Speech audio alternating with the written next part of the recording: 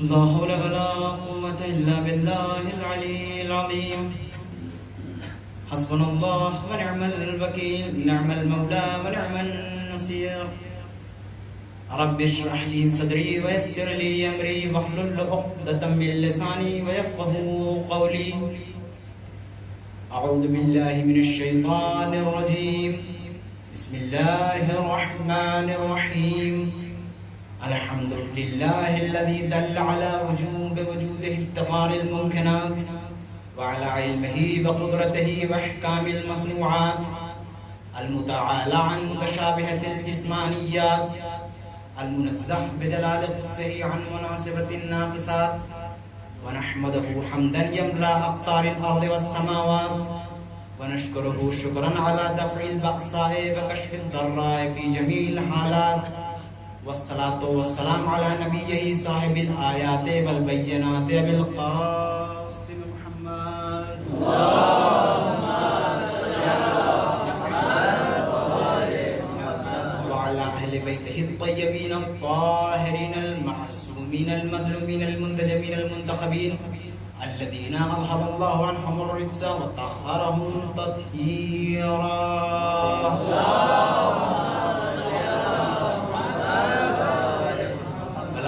الله على أعدائهم ومنكري فضائلهم ومصائبهم وشجاعتهم وسخاوتهم وولايتهم والشاكين فيهم أجمعين من الآن إلى قيام يوم الدين. أما بعد فقد قال الله تبارك وتعالى في كتابه الكريم: بسم الله الرحمن الرحيم. وإذ ابتلى إبراهيم ربه بكلمات فأتمهن قال إني جاعلك للناس إماما قال ومن ذريتي قال لا ينال عهدي الظالمين. صلى الله عليه وسلم. اللهم صل على محمد وآل محمد. एक मुख्तसर सा बयान होगा, मुख्तसर सा वक्त है, मुख्तसर सा बरनामा है, लेकिन इसका अज्र और इसका सवाब मैं नहीं बता सकता कितना है। या यूं कह दूं कि इस मुख्तसर से बरनामे और ये जो मजलिस अज़ा बर्पा की गई है, इसका सवाब, इसका अज्र जो भी हो कोई नहीं दे सकता सिवाय खुदाबंद मतआल के। ये प्रोग्राम, ये आज़ादारी, ये नौहा, ये मातम, ये गिरिया, ये जारी, ये दूर की बात है कि इनका अज्र, इनका सवाब हम मुअय्यन कर दें, बल्कि यहाँ तक कि जब हम एक मुख्तसर सी मोहम्मद व आले मोहम्मद पर पढ़ी जाने वाली सलवात का अज्र मुअय्यन नहीं कर सकते, तो इस बड़ी इबादत का हम सवाब कहाँ से मुअय्यन कर सकते हैं? रवायतों में है कि खुद कुरान मजीद में तज़किरा है कि खुदावंद आलम फरमाता है कि सुब्हानल्लज़ी असरा बिअब्दिही लैलन मिनल मस्जिदिल हराम इलल मस्जिदिल अक़सा। तर्जुमा, पाक व पाकीज़ा है वो ज़ात जो ले गई अपने बंदे को रातों रात मस्जिद हराम से मस्जिद अक़सा तक। ये जो आयत है, तमाम तर लोग जानते हैं कि इस आयत का शान नुज़ूल क्या है, ये आयत किस बारे में है और ये आयत नाज़िल कब हुई। अगर मैं पूछूं आपसे तो आप तमाम लोग एक बात कहेंगे कि ये आयत, इस आयत का शान नुज़ूल शब मेराज है, यानी जब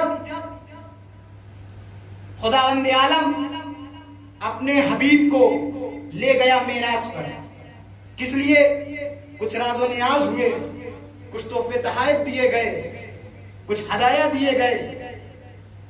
मुझे मेराज नहीं पढ़नी, बस सलवात का सवाब पढ़ना है। रवायतों में है कि नबी करीम फरमाते हैं कि एक मर्तबा में जिब्रील के साथ आसमान की वादियों को तय कर रहा था।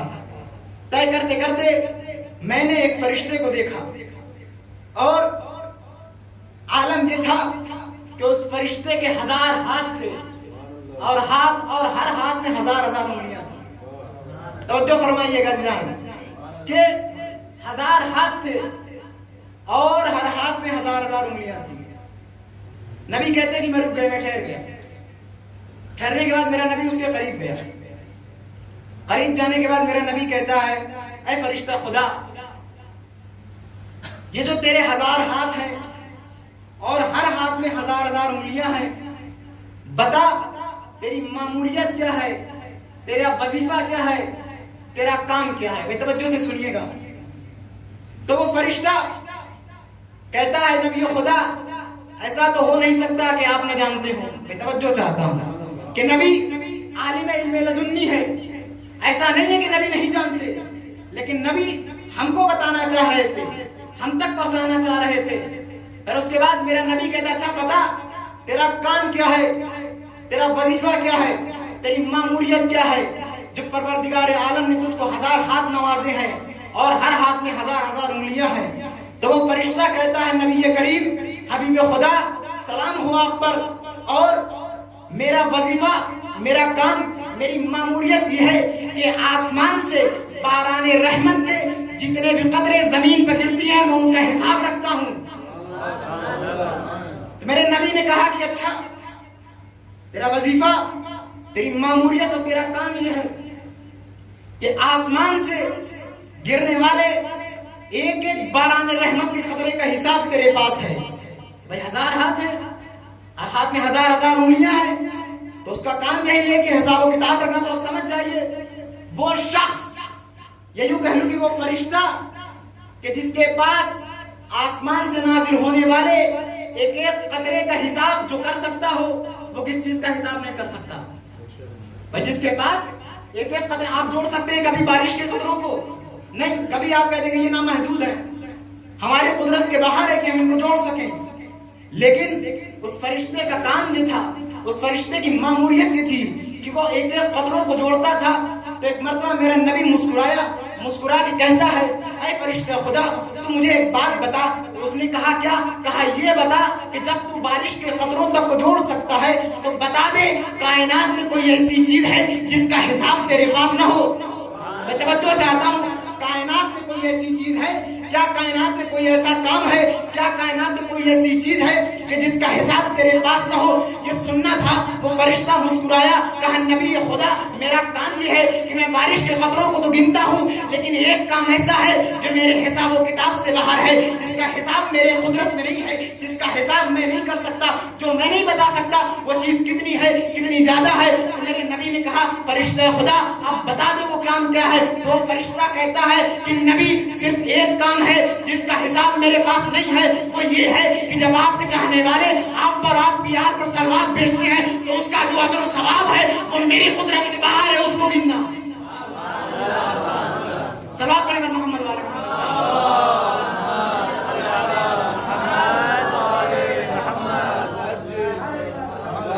ये है मंजिल सलवात और अहमियत सलवात।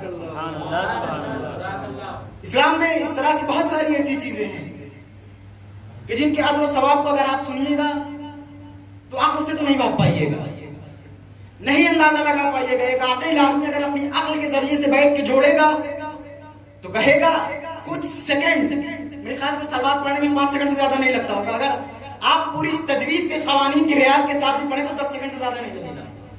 यानी एक इबादत जिसका वक्फा इतना मुख्तसर है, जिसका वक्फा इतना कम है, उसका सवाब इतना ज्यादा। और इसी तरह की एक और रवायत है, वो क्या है? मनबका औका औतबा का वजबत लहुल जन्नह, जो रोए और रुलाए या रोने जैसी सूरत बनाए उसके लिए जन्नत वाजिब है। ये इस हदीस को अगर आप समझना चाहें तो बिल्कुल उसी तरह से समझ सकते हैं। क्यों? अगर आप अक्ल के तराजू पे तोलेंगे तो कभी भी जन्नत, जिसके लिए इतने सारे काम है, गुनाहों से बचना है, वाजिबात को अंजाम देना है, मुस्तहब्बात को अंजाम देना है, खुदा ने जिन बातों को बताया है उनको अंजाम देना है, जिनसे रोका है उनसे रुकना है, तब कहीं जाके हमको जन्नत मिलेगी। लेकिन यहाँ क्या है? अगर आप अक्ल के तराजू पे परखेंगे तो कभी भी जन्नत आंसू की 2 बूंदों में नहीं तलने वाली, बिल्कुल नहीं खुलेगी। लेकिन वो खुदा आलम, वो जिसको चाहे बेहिसाब दे सकता है। क्योंकि इस्लाम में हर चीज ऐसी नहीं जिसको आप अक्ल के तराजू पे तौल सके। उनमें से खुद वजूद खुदा है। कभी आप उसको अपनी अक्ल के जरिए से अगर चाहें कि समझ जाएं, मुहाल है, नहीं समझ सकते। एक मर्तबा एक शख्स आया, छठे इमाम के पास आने के बाद पूछता है, खुदावंद आलम की मार्फत के बारे में सवाल करता है। और एक सवाल उसने किया, कहा कि इमाम ये बताइए, क्या खुदा की माहियत है? फलसफी सवाल है, हालांकि मैं खुद फलसफे में उतना वारिद नहीं, लेकिन ये रवायत तो पढ़े दे रहा हूं कि वो शख्स आके इमाम सादिक से पूछता है कि क्या खुदावंद आलम की माहियत है? इमाम ने कहा बिल्कुल है माहियत। बंदा बौखला गया। माहियत का मतलब ये होता है, ये आपका वजूद है, ये जो आपका जिस्म, ये ढांचा, ये आपकी माहियत। तो अब जब खुदावंद आलम की माहियत है तो उसने सोचा कि वो भी एक ढांचा होगा, एक बदन होगा, एक हौला होगा। अगर इसको हम फर्ज करें तो खुदावंद आलम की जात महदूद है, जबकि ये तनाकुज़ है, खुदावंद आलम की जात ला महदूद है, वो कभी किसी बदन, किसी चीज में समा नहीं सकती। तो फिर ने पूछा, इमाम ऐसा करिए, अब आप ही बताइए, मेरे समझ के बाहर है, क्या खुदावंद आलम की माहियत है तो वो क्या है? तो मेरा इमाम मुस्कुराया, मुस्कुरा के कहता है कि तुझे नहीं पता खुदावंद आलम की माहियत क्या है? कहा इमाम मुझे पता होता तो मैं पूछता क्यों? तो इमाम मुस्कुरा के कहते हैं कि जो खुदावंद आलम की हिन्नियत और जो खुदावंद आलम का वजूद है वही खुदावंद आलम की माहियत है। हालांकि जुमला मुझे खुद बहुत समझ में नहीं आया, लेकिन ये इस तरह से है कि मेरी बहुत सारी ऐसी चीजें हैं जिनको अगर आप अक्ल के तराजू की मिसाल मैंने इसलिए दी क्योंकि आप इसको अक्ल के तराजू में तोलेंगे तो कभी नहीं समझ में आएगा।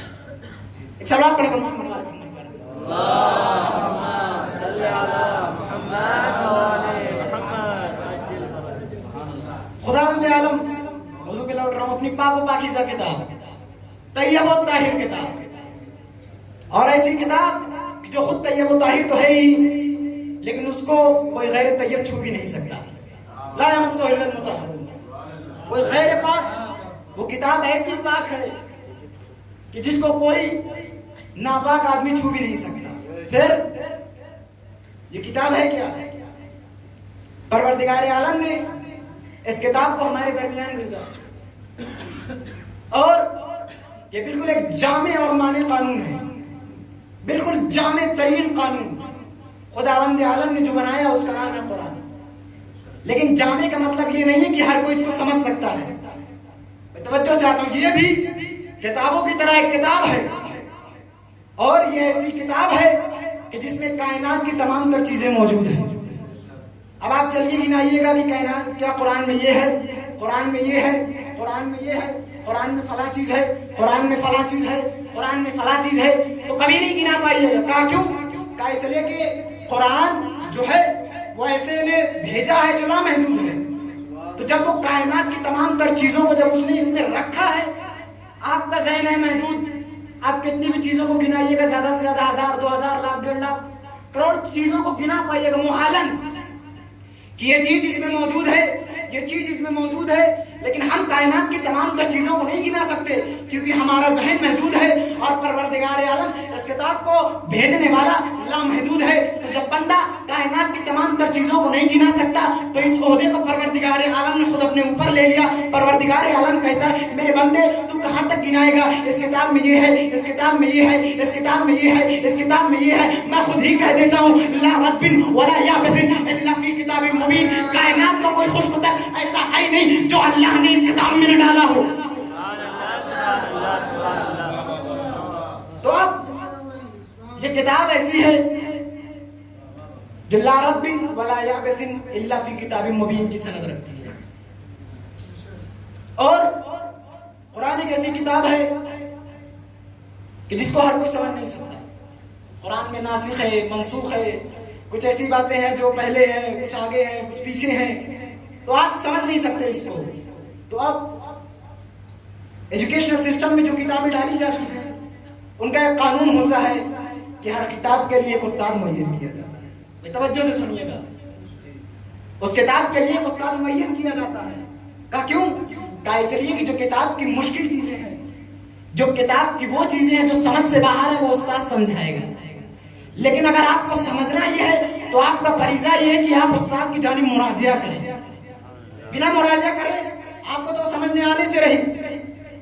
तो अब परवरदिगार ये ऐसी किताब कि जिसमें ला रत्बिन वला याबिसिन इल्ला फी किताबिन मुबीन, सब के सब भर दिया तुमने। अब हमको बताएगा कौन कहां क्या क्या है। मैं तवज्जो चाहता हूं कि परवरदिगार तूने इस किताब में रख तो सब दिया है, लेकिन अब हमको बताएगा कौन। तो परवरदिगार आलम करे मेरे बंदे हैरान और परेशान न होना। क्यों? का इसलिए कि जब मैंने ये बताया है कि ये वो किताब है जिसमें कायनात के तमाम तर खुश्क-ओ-तर को समो दिया गया है, तो अब मैं भी तुमको यही बताऊंगा कि इस किताब का उस्ताद कौन है। मैं तवज्जो चाहता हूं कि वो किताब जो ला रद्बिन वला याबिसिन इल्ला फी किताबिन मुबीन की मिस्दाक है, तो अब उसका बताने वाला, उसका बताने वाला, उसका पढ़ाने वाला, उसको समझाने वाला भी इसी सिफात का हामिल होना चाहिए। मैं तवज्जो चाहता हूं, कुरान की आयत है, अगला इस सवाल का जवाब भी कुरान की आयत है, जहां कुरान ने कहा है कि ला रद्बिन वला याबिसिन इल्ला फी किताबिन मुबीन। ये किताब वो है, ये वो किताब मुबीन है कि जिसके अंदर हमने तमाम तर चीजों को समुद्र में जुमला बदल रहा हूं कि जिसमें हमने वो किताब है कि जिसमें हमने कायनात की तमाम तर चीजों को समो दिया है। तो अब जो इसका पढ़ाने वाला होगा, अब जो इसका बताने वाला होगा, अब जो इसका समझाने वाला होगा, वो भी इसी सिफात का हामिल होगा। तो परवरदिगार आलम करे जिस तरह से ये किताब किताब मुबीन है, इसी तरह से इस किताब को पढ़ाने वाला वो होगा। फिर खुदाबंद आलम करे वकुल्ला शैइन अहसैनाहु फी इमामिन मुबीन, हमने कायनात की तमाम तर चीजों को इमाम मुबीन ने समो दिया है। सुभान अल्लाह, सुभान अल्लाह, सुभान अल्लाह। सवाब पढ़े मोहम्मद वाले अल्लाहुम्मा सल्ली अला मुहम्मद व आले मुहम्मद। कुरान का अंदाज में अल्लाहुम्मा सल्ली अला मुहम्मद। कुरान का अंदाज बयान देखिए कितना परफेक्ट है। एक जगह पे जहां परवरदिगार करे किताब मुबीन, वहीं पे जब उसके उस्ताद की, उसके बताने वाले की मुअर्रफी करवानी हुई तो परवरदिगार आलम ने क्या कहा? इमाम मुबीन। माने दोनों का एक ही तरफ है, ला रब्बिन वला याबिसिन, माने इसका यही निकलता है कि कायनात की तमाम तर चीजें उसमें है। और अगली आयत का भी माने यही निकलता है वकुल्ला शैइन अहसैनाहु फी इमाम मुबीन, हमने कायनात की तमाम तर चीजों का इल्म इमाम मुबीन में डाल दिया। अभी भी हमारी तलाश तवज्जो करिए, किताब मुबीन तो मिल गई, इमाम मुबीन भी हमको मिल गया, लेकिन वो कौन सा इमाम है कि जिसका नाम मुबीन है? तारीख में आपने किसी इमाम को देखा है कि जिसका नाम इमाम मुबीन हो? लक़ब की बात नहीं कर रहा हूं ना, क्योंकि यहाँ पर कुरान ने साफ साफ कह दिया है कि हमने तमाम तर चीजों को इमाम मुबीन में डाल दिया है। तो अब किताब मुबीन को बताने वाला कौन होगा? इमाम मुबीन होगा। तो अब हमने तारीख को खंगाल डाला, कोई हमको तो ऐसा इमाम नहीं दिखा जिसका नाम मुबीन हो। ना तो नबियों में हमने नाम सुना कि किसी नबी का नाम मुबीन हो कि जो हम समझ सकते, ना इमामों में किसी का नाम मुबीन था। तो अब क्या? ये तो एक नया क्वेश्चन था। जवाब तो ये एक सवाल का था, लेकिन खुद ब खुद एक सवाल बन बैठा। बेतवज्जो चाहता हूं, सुभान अल्लाह। जवाब तो एक सवाल का था, लेकिन ये खुद ब खुद एक सवाल बन बैठा। अब क्या करें? अब इमाम मुबीन ढूंढा जाए, ये भी मुसीबत। किताब मुबीन मिली, उसके बाद इमाम मुबीन मिला, अब मिस्दाक ढूंढा जाए, क्या किया जाए? तो अब अगर आपको इमाम मुबीन ढूंढना है तो जो कुरान ने क्वालिटी और सिफत बताई है आप उसको देखिए। आप उस क्वालिटी को देखिए जो कुरान ने बताई है इमाम मुबीन की। क्या है किताब मुबीन की क्वालिटी? किताब मुबीन के कायनात के तमाम तर खुश्क-ओ-तर को परवरदिगार आलम ने किताब मुबीन में डाल दिया। और इमाम मुबीन के आगे परवरदिगार आलम खुद करे वकुल्ला शैइन अहसैनाहु फी इमाम मुबीन, हमने कायनात की तमाम तर चीजों को कहां डाल दिया है? इमाम मुबीन में। तो अब दोनों की एक सिफत है, तवज्जो चाहता हूं, किताब मुबीन और इमाम मुबीन की एक सिफत है। वो क्या है? किताब मुबीन में भी तमाम तर चीजों का इल्म है, इमाम मुबीन में भी तमाम तर चीजों का इल्म है। मैं तवज्जो चाहता हूं, किताब मुबीन में भी तमाम तर चीजों का इल्म है, इमाम मुबीन में भी तमाम तर चीजों का इल्म है। तो अब इमाम मुबीन वही होगा कि जिसके अंदर ला रब्बिन वला याबिसिन का भी इल्म होगा, वकुल्ला शैइन अहसैनाहु का भी इल्म होगा। तो हमको कोई जात ऐसी न मिली कि जिसने कभी ये कहा हो कि मेरे अंदर सारी की सारी चीजों का इल्म है, लेकिन एक जात मिली तो मिंबर कूफा पे आके कहती है सलूनी सलूनी क़ब्लन तफ़क़दूनी, अरे पूछ लो जो पूछना है।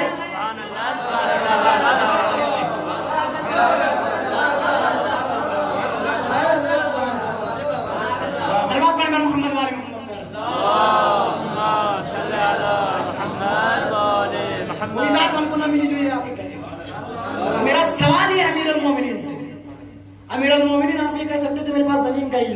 कुछ कर लेता? कह देते कि मेरे पास आसमान के तमाम तर दरीचों का इल्म है, कोई कुछ कर लेता? और कहा जब अमीरुल मोमिनीन ने ऐसा दावा किया तो ऐसा नहीं है कि आप लोग कहेंगे होते तो कुछ लोग पूछ लेते, तो पूछा कुछ लोगों ने, हमारे सर में बाल कितने हैं, पूछा लोगों ने, वो बड़ा सवाल पूछे।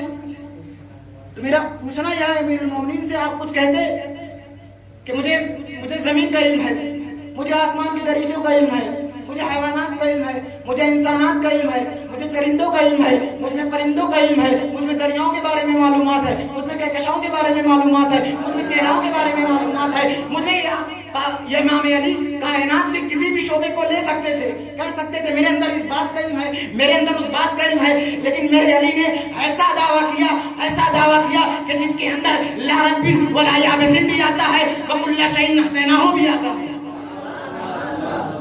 मेरा मौला कहेगा नादान तुझे नहीं पता मैं किस किताब का बताने वाला और टीचर और पढ़ाने वाला बन के आया हूं, वो किताब कि जिसमें कायनात के तमाम तर चीजों का इल्म है।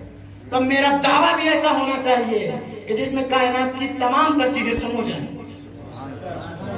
सल्लल्लाहु अलैहि मोहम्मद पर